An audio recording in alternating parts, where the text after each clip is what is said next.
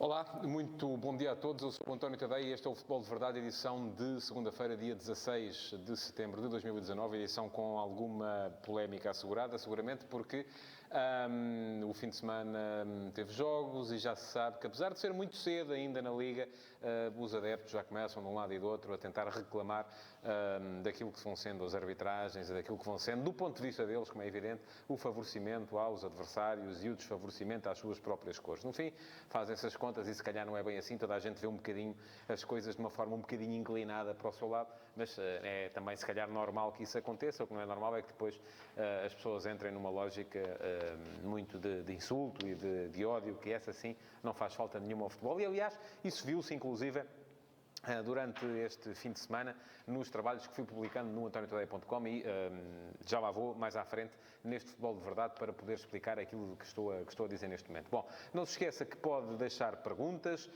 na caixa de comentários deste direto e no final a equipa que trabalha comigo nesta emissão vai escolher uma das perguntas que por aí for colocada e eu vou tentar responder ainda na ponta final deste Futebol de Verdade de hoje. Mas vamos diretamente àquilo que interessa, que é a jornada de fim de semana, a quinta jornada da Liga Portuguesa de Futebol, uma jornada com bons jogos, com jogos interessantes, com algumas surpresas. A mim nada me surpreendeu mais do que a forma como o Tondela foi Vila do Conde aviar o Rio Ave. Foram 4-2, com uma surpresa que eu francamente não esperava, depois de ter visto o Rio Ave jogar algumas vezes e ser uma equipa tão sólida. Seguro também a equipa, o líder, o Futebol Clube Famalicão, que agora já não só ganha como goleia, marcou 4 golos assim a abrir contra o Paços de Ferreira e isso acabou por marcar também aquilo que foi a jornada, porque jogando cedo, jogando logo no sábado à tarde, o Famalicão assegurou os 3 pontos, garantiu que continua mais uma semana pelo menos à frente, começa a mostrar ali um Fábio Martins a explodir, a dar mostras do jogador que toda a gente diz há muito tempo que ele pode vir a ser, mas que ele na verdade ainda nunca foi, porque aquela ligação ao Sporting Clube Braga foi sempre servindo para o atrasar em vez de o potenciar e neste momento em Famalicão estará a encontrar o ambiente ideal para mostrar aquilo de que é feito e para mostrar o futebol que tem. É claro que ainda é muito cedo e eu li alguns dos vossos comentários ao perfil que publiquei do treinador do Famalicão, João Pedro Sousa, na sexta-feira, mas aquilo que me parece é que este Famalicão está destinado a fazer pelo menos um campeonato tranquilo. Não vai com certeza ser campeão nacional, não vai com certeza ser o Leicester da Liga Portuguesa. Não vejo sequer esta equipa do Famalicão a fazer aquilo que o Paços de Ferreira de Paulo Fonseca fez há uns anos, que o Estoril de Marco Silva fez há uns anos, que é acabar o campeonato lá no meio entre os grandes, mas vai seguramente fazer um campeonato muito tranquilo do meio da tabela para cima. E isso é, se calhar, tudo aquilo que os investidores querem, manterem-se na Primeira Liga, manterem-se, com certeza, com possibilidade de mostrar os seus jogadores. Depois, também, nota para os primeiros golos no campeonato marcados por Vitória Futebol Clube de Setúbal e Belenenses, serviram para ganhar. Sólido Vitória frente ao Braga com o golo de Atchadi, um avançado que me parece um finalizador de bom nível e mais, eu diria, espetacular a Belenenses Chade na vitória na Madeira contra o Marítimo. Foram 3 golos, terá surtido algum efeito a troca do Jorge Silas pelo Pedro Ribeiro no comando da equipa, porque a equipa finalmente começou a marcar golos, mas é um resultado que, do meu ponto de vista, diz mais sobre aquilo que é o Marítimo neste momento do que sobre aquilo que é a Belenenses Chade. O Marítimo está numa crise profunda de futebol e eu já disse isto aqui uma vez, a seguir ao jogo com o Sporting, que o Marítimo empatou, vi sobretudo alguns adeptos sportinguistas dizerem vai ser muito difícil a toda a gente passar ali. Eu já na altura me pareceu que não. Pareceu-me que nesse jogo, nesse dia, foi o Sporting que jogou pouco, não foi o Marítimo que jogou muito. E essa ideia do Marítimo estar a jogar pouco também vem das últimas jornadas, tem sido uma equipa das equipas que menos futebol tem mostrado nesta Liga, portanto é bom que comece a arrepiar caminho o Nuno Manta Santos, porque a equipa não está a render aquilo que pode com certeza render. Mas pronto, vamos chegar aos grandes, que é disso com certeza que muitos de vocês querem ouvir falar, por ordem de entrada em ação, começo com o Benfica. O Benfica ganhou por 2-0 ao Gil Vicente, no Estádio da Luz.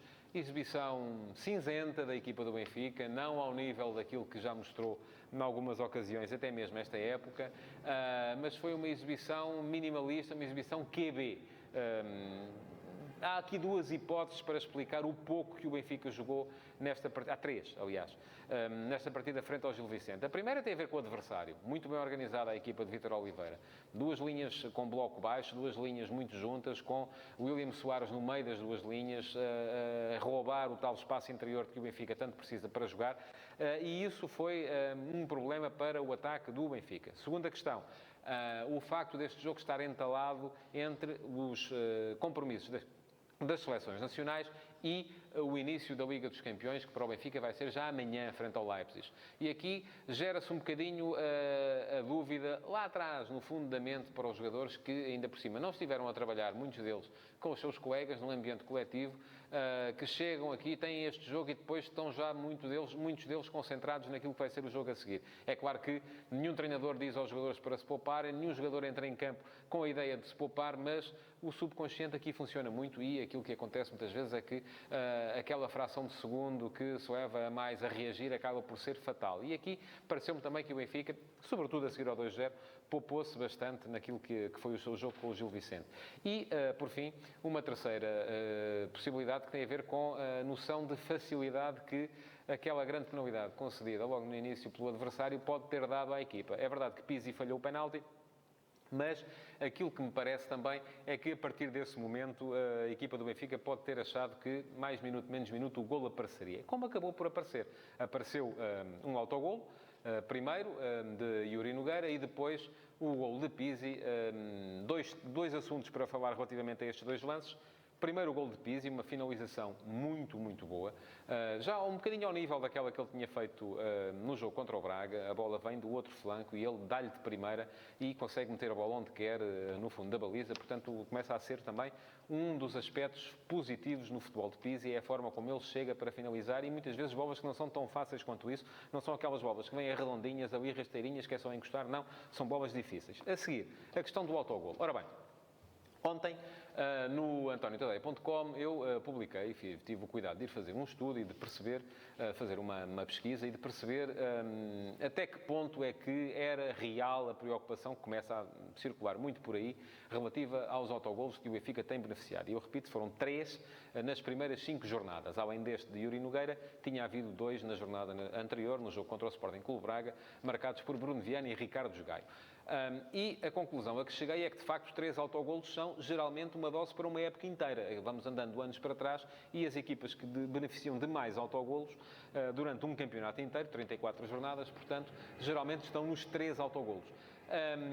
Publiquei, mas atenção, eu quando publico estas coisas estou pura e simplesmente a colocar factos. Não estou a dizer, longe de mim, até porque acho que os jogadores são os mais puros que andam no futebol, que os jogadores que fazem autogolos estão comprados. Vocês aí é que gostam muito dessas teorias da conspiração e imediatamente saltaram centenas, e foram mesmo centenas, quem quiser ir ver os comentários pode ver, de pessoas a acusar-me de estar a levantar a polémica. Não, não é nada disso. Aqui relatam-se factos. Sempre que os factos são anómalos, como já foi, por exemplo, e eu dou este exemplo, quando o Sporting sofreu 3 grandes penalidades em casa e muitos adeptos do Sporting vieram dizer nunca se viu tal coisa, uma equipa a jogar em casa sofrer 3 grandes penalidades. Tive o cuidado de ir pesquisar, de ir ver, e cheguei à conclusão que a última vez que isso tinha acontecido tinha sido com o Tondela e, curiosamente, quem tinha beneficiado dessa situação tinha sido o Sporting. Eu não olho a cores, simplesmente relato factos, por isso é que isto se chama futebol de verdade, porque é de verdade mesmo,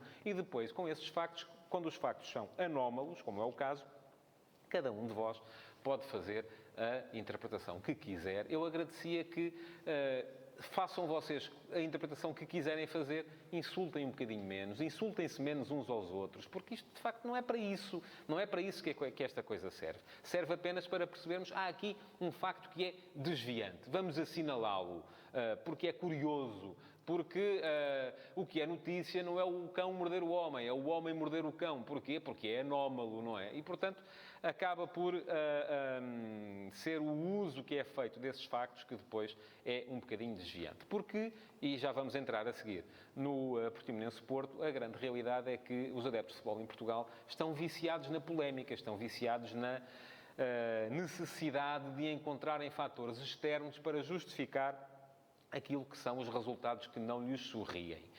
E o caso do Portimonense Porto é paradigmático disso também. Vamos falar do futebol primeiro. Porto entrou bem, chega ao 2-0, depois sofre 2 golos de rajada. Há ali uma influência real da presença de Nakajima, pelo menos no segundo golo. Nakajima, no segundo golo, parecia que estava a passear no parque. E, aliás, viu-se logo, a seguir, quando essa segunda bola entra, as câmaras televisivas focaram Sérgio Conceição e via-se que ele estava a gritar Naka, Naka, que deve ser, com certeza, como é chamado Nakajima no balneário do Futebol Clube do Porto. E viu-se depois também no final a forma até um bocado excessiva, porque aquilo faz-se dentro do balneário, não é? No relevado, como Sérgio Conceição repreendeu o jogador japonês por aquilo que podiam ter sido 2 pontos perdidos pelo Futebol Clube do Porto. O Porto, mesmo com 10, acabou por chegar à vantagem num golo de canto de Marcano, muito boa finalização, mas nada disto interessou a quem analisou o jogo, sobretudo nas redes sociais, e toda a gente se centrou num aspecto. O árbitro deu 5 minutos de compensação e o golo foi marcado aos 97,47. Portanto, 2 minutos e 47 para lá do período que o árbitro tinha dado. E, portanto, até surgiram os memes, eu acho-lhes graça, com o árbitro auxiliar a levantar a placa com os minutos de compensação que diziam até o Futebol Clube do Porto marcar. Eu a essas coisas acho piada porque aí está, ninguém está a insultar ninguém. Rimos-nos todos um bocadinho com isto e é para deve servir. E inclusive, houve alguns de vós que nos comentários ao post de Facebook com a crónica do Portimonense Porto acusaram o Fernando Gamito, que foi quem a fez, de estar a branquear a situação, porque acham sempre que nós estamos aqui para branquear, seja o que for. Eu já expliquei isto há 2 semanas, quando foi o caso do Sporting Rio Ave. O site tem o meu nome, a página de Facebook também, portanto aqui quem dá opiniões sou eu. E se eu por alguma razão não posso ver os jogos, porque não posso ver os jogos todos em direto, este vi-o depois em diferido, a pessoa que está a fazer não dá opinião, limita-se a relatar factos. A opinião dou eu depois e é isso que vou fazer aqui agora. Em relação ao jogo Portimonense-Porto, os 2 lances minimamente polémicos que aconteceram foram a grande penalidade na qual o Futebol Clube do Porto fez o primeiro golo e o tempo em que o Futebol Clube do Porto fez o terceiro golo. Em relação ao primeiro, vou ser muito franco. Para mim, não é penalti. A bola bate no peito do jogador do Portimonense e vou dizer mais. Mesmo que batesse na mão, não era penalti, no meu ponto de vista, porque é impossível fazer um carrinho, como estava a fazer o jogador do Portimonense, sem deixar o braço lá atrás. E se o braço fica lá atrás e o avançado, a única coisa que tem que fazer é depois chutar a bola contra o braço para ganhar uma grande penalidade, estamos mal, vamos ter penaltis em catadupa em todos os jogos. O árbitro marcou, o VAR validou, o que me parece mais difícil de justificar, mas pronto, acaba por ficar um bocadinho ferido de ilegalidade esse primeiro golo do Porto. Depois, relativamente ao terceiro, aí lamento desapontar a todos aqueles que queriam culpar o árbitro pela vitória do Futebol Clube do Porto, mas o terceiro é absolutamente legal. E vou explicar porquê. O jogo foi interrompido aos 89 minutos e 56 segundos, que é quando é feita a falta de Alex Telles, que leva à sua posterior expulsão.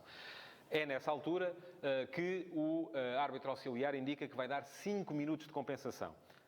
Acontece que o jogo, com o VAR para ver se o jogador do Portimonense estava fora de jogo, se a expulsão se justificava ou não, o jogo recomeçou aos 93,56. Ora, 93,56 mais 5 minutos, eu sei bem ainda a minha matemática, dá 98,56. A bola entra na baliza do Portimonense aos 97,47. Na verdade, faltava 1 minuto e 9 segundos do tempo de compensação que o árbitro tinha dado para aquela partida. Ora, aí está. Como entrou um golo e o jogo teve interrompido pelo menos mais 30 segundos, por acaso foi mais do que isso, o jogo devia acabar aos 99,26 e acabou aos 99,03. Portanto, lamento desapontar-vos, mas o que aconteceu foi que ainda faltou jogar-se pelo menos mais 20 segundos. E não aconteceu. Enfim, também seria especular demasiado agora dizer que era nesse período que o Portimonense ainda ia chegar ao empate, mas não me espantaria também que as pessoas que, de repente, tanto dizem que o jogo durou tempo a mais, também depois passassem a achar que ele, afinal, tinha durado, era tempo a menos. Entramos no jogo do Sporting, primeiro jogo de Lionel Pontes à frente da equipa leonina e logo um jogo com um grau de dificuldade elevadíssimo, porque o Boa Vista é uma equipa muito, muito competitiva, este Boa Vista do Lito Vidigal, já o disse, desde o início do campeonato, está destinado, se tudo correr bem, se o treinador continuar, se não houver problemas, a acabar nos 6-7 da frente. E, portanto, grande grau de dificuldade para a estreia de Lionel Pontes. Maior ainda o grau de dificuldade porque se o Sporting ficou sem base de Dost, se Luís Filipe era o único ponta de lança de referência que o Sporting tinha no plantel, e se Luís Filipe estava lesionado, Vieto, que ainda assim podia substituí-lo, embora com outras características, também estava lesionado, isto dificultou bastante aquilo que seria a missão do Sporting. O Sporting entrou, como de costume, já era assim com Kaiser, adormecido, sofreu um golo muito cedo. É verdade que não foi fruto de uma incapacidade coletiva em termos defensivos, como vinha sendo o hábito, foi uma bola parada, isso é uma boa notícia, mas a verdade também é que o Sporting demorou muito a entrar no jogo e só o fez na segunda parte, já com o Rezé. Rezé não mostrou grande coisa, mas pelo menos teve um mérito que foi aquele de, substituindo o Borja, levar a Cunha a recuar para o lateral esquerdo e colocar o Sporting com mais força e mais gente na frente. Muito bem na equipa do Sporting, Bolazzi.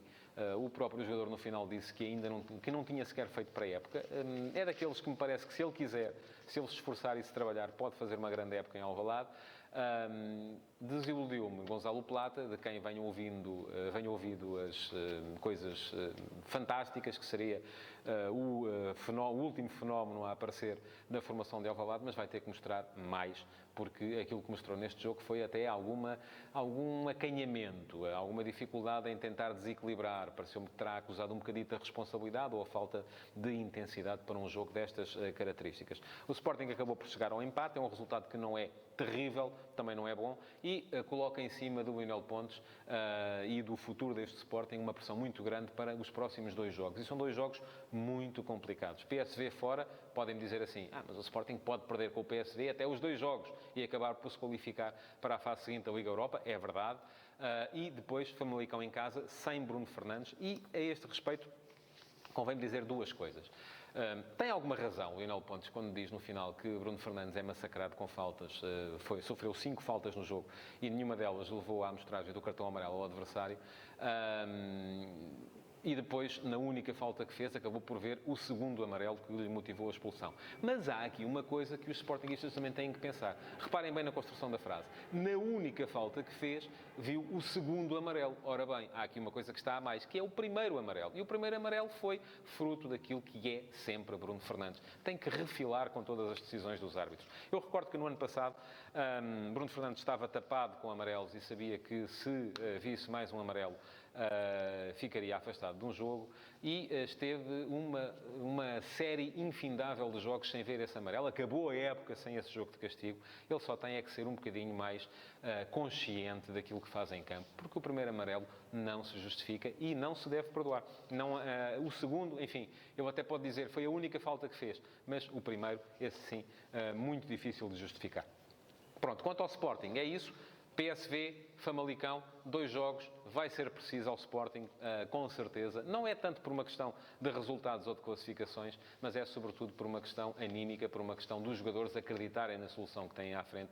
Vai ser preciso ter resultados nestas 2 partidas. E pronto, vamos passar então à parte da pergunta. Vamos ver o que é que temos aqui para responder hoje. E pergunta-me o Simão Rochinol. Bom dia. Olá, bom dia, Simão. Raul de Tomás, eu não gosto nada de RDT, vou-lhe ser franco. Não gosto de chamar RDT a ninguém. É uma coisa que... Eu sei que é o que o jogador tem na camisola, mas prefiro dizer de Tomás porque é assim que ele é conhecido. E esta coisa do RDT, para mim, não pega. Apesar de estar a realizar, a meu ver, bons jogos, tem-lhe feito falta fazer golos. Qual a sua opinião sobre o jogador e a maneira que é utilizado no sistema de jogo de Bruno Lage? Ora bem, a este respeito, posso dizer 2 ou 3 coisas. Primeira questão... Para mim é falso que Raul de Tomás esteja a jogar atrás de Seferovic. O Benfica não joga em 4-4-1-1. O Benfica joga em 4-4-2. Aquilo que acontece é que as características dos jogadores são diferentes.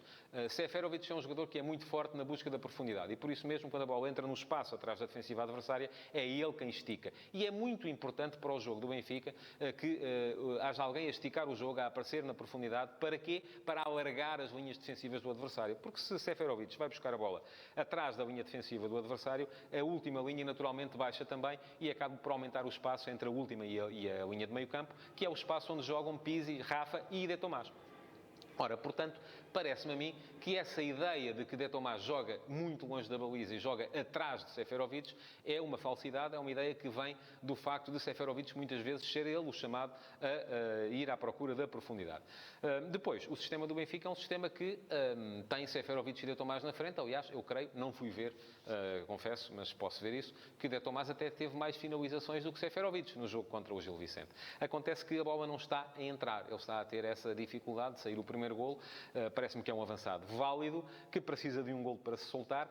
Vi duas coisas neste jogo que, na verdade, me desagradaram. A primeira, o facto de ele ter ficado triste quando o Benfica marcou o primeiro golo. Porquê? Por ter sido autogolo de Igor Nogueira, porque se Igor Nogueira tem deixado de passar a bola, seria naturalmente ele a faturar. E ver um jogador triste quando a sua equipa marca é uma coisa que a mim me faz confusão. E o segundo, o facto de ele ter ficado também triste no momento em que saiu.